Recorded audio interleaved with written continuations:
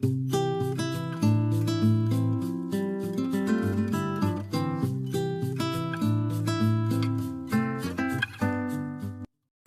ini telah terbang di langit selama 5 tahun, tapi penumpang di dalam tidak merasakan apapun, bahkan wajah mereka tidak ada yang berubah.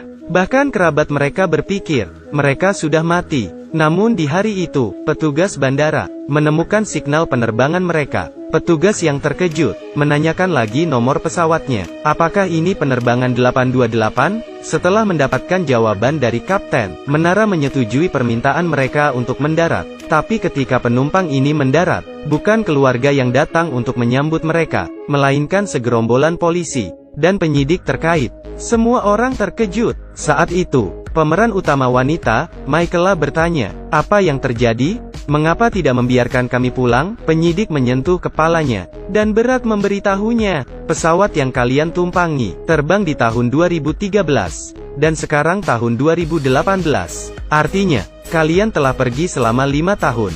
Kalian sudah lama dianggap meninggal." Semua orang terkejut, karena untuk mereka, ini hanya 3 jam penerbangan. Bagaimana bisa terbang selama 5 tahun? Untuk mengetahui kebenarannya, polisi menanyai semua orang satu persatu. Namun anehnya, jawaban dari semua adalah sama. Tidak ada hal aneh terjadi. Hanya saja ada angin kencang di tengah perjalanan. Setelah benturan singkat, lalu kembali normal. 36 jam kemudian, polisi mengakhiri investigasi, melepaskan semua penumpang terlebih dahulu, dan kerabat pun berdatangan. Melihat mereka muncul kembali setelah 5 tahun menghilang, mereka berpelukan erat, dan 5 tahun mereka menghilang. Banyak yang telah terjadi. Putri Ben telah tumbuh dewasa, menjadi gadis cantik. Michaela bertanya pada ayahnya, kenapa ibunya tidak datang. Ayahnya terpaksa memberitahunya, 1 tahun yang lalu, ibunya sakit parah, dan telah meninggal. Saat ini mereka benar-benar percaya bahwa mereka telah menghilang selama 5 tahun. Setelah orang-orang ini pergi, tim investigasi turun tangan untuk menyelidiki, memulai pemeriksaan menyeluruh terhadap mesin. Alasan mereka ingin mencari tahu, mengapa pesawat ini bisa terbang di udara selama 5 tahun, dan tidak ada penumpang di pesawat yang bertambah tua. Apa yang sebenarnya terjadi? Di sisi lain, mereka yang pulang dengan selamat, menyadari di dalam diri mereka, ada sebuah kekuatan. Di telinga Michaela, tiba-tiba mendengar suara. Excuse me, can you slow down? Tapi pengemudi dengan marah, berkata, apakah kamu perlu mengajariku cara mengemudi? Tapi kemudian suara itu datang lagi. Slower. Slow down now!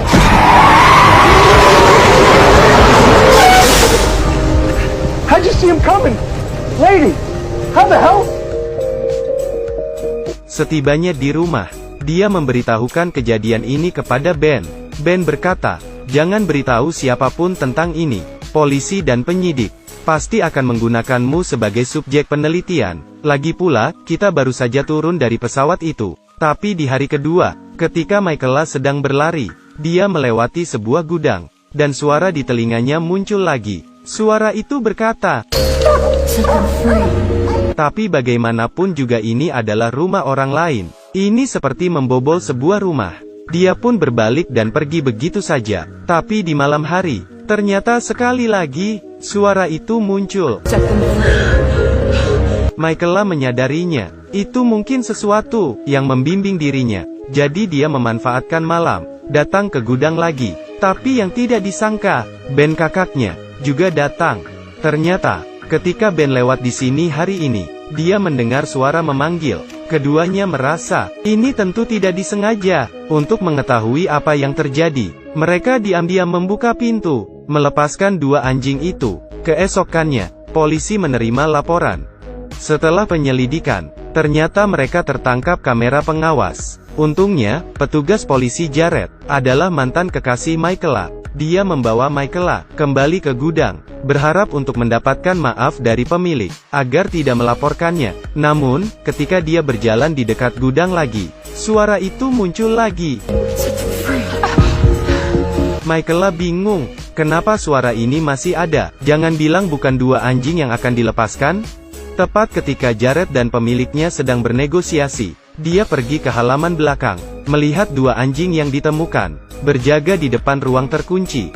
Seketika Michaela mengambil sebatang besi, merusak kuncinya, dia melihat dua gadis kecil di dalam. Ketika melihat kembali, Jared telah menjatuhkan lelaki tua itu. Jared bertanya padanya, "Bagaimana kamu tahu tentang dua gadis yang hilang, terkunci di ruangan itu?" Tapi Michaela tidak bisa menjelaskannya padanya. Namun, malam itu, lebih banyak hal aneh yang terjadi. Pesawat yang menghilang selama 5 tahun, secara ajaib muncul kembali 4 hari kemudian, tiba-tiba meledakkan diri. Tim investigasi tidak punya waktu untuk mempelajarinya. Itu sangat aneh, hancur berkeping-keping. Lebih dari 20 orang hadir, menyaksikan seluruh proses. Dan orang-orang ini, adalah penumpang penerbangan 828. Mereka tiba-tiba kembali. Mereka datang ke sini secara kebetulan, karena semua menerima bimbingan dari suara misterius. Polisi menyelidiki mereka lagi, ditanya satu persatu, tapi polisi tidak menemukan apapun. Jawaban mereka, kata hati yang membawa mereka ke sini, ingin melihat pesawat ini. Polisi pun terpaksa melepaskan mereka semua. Keesokannya, seorang wanita dengan penerbangan 828 sama seperti mereka, tertembak mati di rumahnya. Dan sebelumnya, dia menerima wawancara di media utama, mengaku mengetahui kebenaran tentang hilangnya pesawat,